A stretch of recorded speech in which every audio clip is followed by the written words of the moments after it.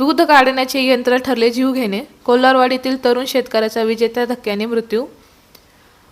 आंबेगाव तालुक्यातील कोल्हारवाडी दत्तनगर येथे एका अत्यंत दुर्दैवी घटना घडली आहे. दूध काढण्याचे यंत्र सुरू करत असताना विजेचा धक्का लागून आकाश दिलीप एरंडे या 30 वर्षीय तरुण शेतकऱ्याचा मृत्यू झाला आहे. या घटनेमुळे परिसरात हळहळ व्यक्त होत आहे. सोमवारी सकाळी सुमारे 7 वाजण्याच्या सुमारास आकाश एरंडे हे आपल्या गोठ्यात दूध काढण्यासाठी गेले होते. यावेळी दूध काढण्याचे यंत्र सुरू करत असताना विजेच्या बोर्डाचा जोरदार धक्का लागल्याने ते गंभीर जखमी झाले. कुटुंबियांनी त्यांना तातडीने पेठ येथील खासगी रुग्णालयात दाखल केले. तेथून पुढील उपचारासाठी मंचर उपजिल्हा रुग्णालयात हलविण्यात आले. मात्र तपासणीनंतर डॉक्टरांनी उपचारापूर्वीच त्यांचा मृत्यू झाल्याचे घोषित केले. या प्रकरणी मयताचे चुलत भाऊ श्याम वामन एरंडे यांनी मंचर पोलीस ठाण्यात खबर दिली आहे. त्यांच्या जबाबानुसार या मृत्यूबाबत कोणावरही संशय अथवा तक्रार नसल्याचे नमूद करण्यात आले आहे. मंचर पोलिसांनी आकस्मिक मृत्यूची नोंद करून पुढील तपास सुरू केला आहे. दरम्यान या दुर्दैवी घटनेमुळे कोल्हारवाडी परिसरात शोककळा पसरली असून ग्रामीण भागात विद्युत उपकरणाचा वापर करताना अधिक खबरदारी घेण्याची आवश्यकता पुन्हा एकदा अधोरेखित झाली आहे. आकाश दिलीप एरंडे कोल्हारवाडी म्हणजे सातगाव पठार भागातील कोल्हारवाडी येथे सकाळी आज दुर्दैवी घटना घडली. तर आकाश दिलीप एरंडे यांचा विजेचा शॉक बसून मृत्यू झाला आणि ह्या जी घटना घडली त्यामुळे कोल्हारवाडी किंवा सातगाव पठार भागावर शोककळा पसरली. नेमकी काय घटना घडली किंवा काय, आता तेथील प्रगतशील शेतकरी आहेत जयसिंगराव एरंडे, नेमकी काय घटना घडली?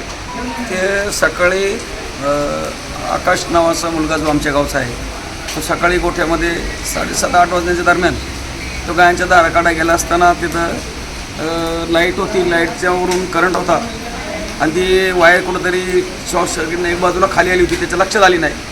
त्यांनी जबाबदारी किंवा काळजी घेण्याचं थोडं दुर्लक्ष केलं. त्यामुळं त्याला तिथं शॉक बसल्यावर तो तिथं शेणाच्या गोठ्यात फेकला गेला आणि घरच्यांनी त्याला उचलला. प्रथम आरोग्य केंद्र मंचर या ठिकाणी आणला. पण डॉक्टरांनी त्याला मृत घोषित केलं. पण मला याच्यातून एक सांगायचं आहे का लोकांनी किंवा शेतकरी कुटुंबांनी भविष्यामध्ये ही चर्चा वारंवार करण्यापेक्षा प्रत्येक कुटुंबातल्या घटकांनी याची काळजी घेणं महत्त्वाचे. कारण हा पावसाळा शेजाने आज 4-5 दिवस झालं सातगाव पठारावर प्रचंड पाऊस आहे. पावसामुळं सगळं भाग हा ओलिता खाली, मग घरं असतील, गाईचे गोठे असतील, सगळ्या ठिकाणी भरपूर पाणी साचले आणि पाणी साचल्यामुळं विद्युत प्रवाह हा पाण्यापर्यंत पोचतो. पाण्यापर्यंत पोचल्याच्यानंतर लोकांचं दुर्लक्ष झाल्याच्यानंतर त्याला मृत्यू ओढवला जातो. अशीच घटना मागं नागापूरला एक झाली, चांडोलीला एक झाली, एक धनगराच्या कुटुंबामध्ये एक झाली. या घटना घडल्याच्या नंतर आपण सावधगिरी बाळगतो. पण ह्या घटना घडू नये यासाठी सर्वसामान्य शेतकऱ्यांनी किंवा कोणीही असो आपला जीव प्रिय म्हणून ह्या खबरदाऱ्या पहिल्यापासून सुरुवातीपासून घेणं गरजेचं आहे.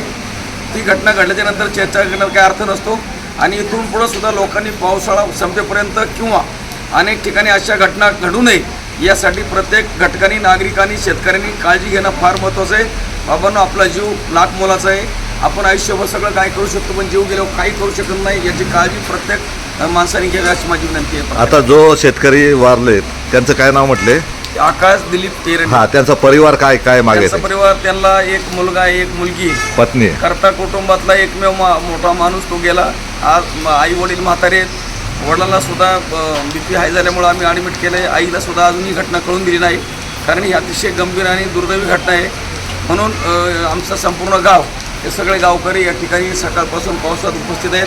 आता पोस्टमॉर्टम झालं आहे की ॲम्ब्युलन्सनी त्याचा देह आम्ही गावाला नेऊन त्याचा विधी करणार आहोत. म्हणजे जयसिंगराव एरंडे यांनी महत्त्वाचं आवाहन केलं आहे का घटना घडल्याच्या नंतर काळजी म्हणजे लक्षात येतं त्याच्या आधी खबरदारी प्रत्येकाने घेतली पाहिजे. कारण आता 3-4 घटना आपल्या 2-3 महिन्यात झाल्यात. एक चांडोलीला शेतकरी पाणी भरत असताना मृत्यू झाला. दुसरी घटना मेंढपाळाची महिला धुण्यासाठी विहिरीवर गेली असता तिचा मृत्यू झाला. तिसरी घटना नागापूरला घडली. तिथं शेतीपंप चालू करण्यासाठी शेतकरी गेला असता तो शेतघरातच जे शेतीपंपाचं हाऊस असतं, घर असतं, त्याच्यातच मृत्युमुखी पडला. म्हणजे ह्या घटना 2-3 महिन्यात 3-4 झाल्या. आता ही सातगाव पठाराची कोल्हारवाडीची घटना आहे. प्रत्येकाने काळजी घेतली पाहिजे. वायरमन किंवा एखादा वीज तंत्रज्ञ बोलून प्रत्येकाने वायरिंगसुद्धा तपासलं पाहिजे. कारण लाख मोलाचा जीव जातो आणि त्याच्यानंतर आपण कुटुंब ते अडचणीत येतं. अशीच परिस्थिती इथं झाली. त्यामुळे प्रत्येकाने सतर्क राहिलं पाहिजे. कारण आता सध्या पावसाचे दिवस आहे. आर्थिक ताबडतोब हे होती. त्यामुळं एखाद्या वीज तंत्रज्ञाकडून आपली वायरिंग चेक केली पाहिजे. घरात काय परिस्थिती आहे. त्यामुळं अशा दुर्दैवी घटना टाळण्यासाठी प्रत्येकाने खबरदारी घेणं महत्त्वाचं आहे.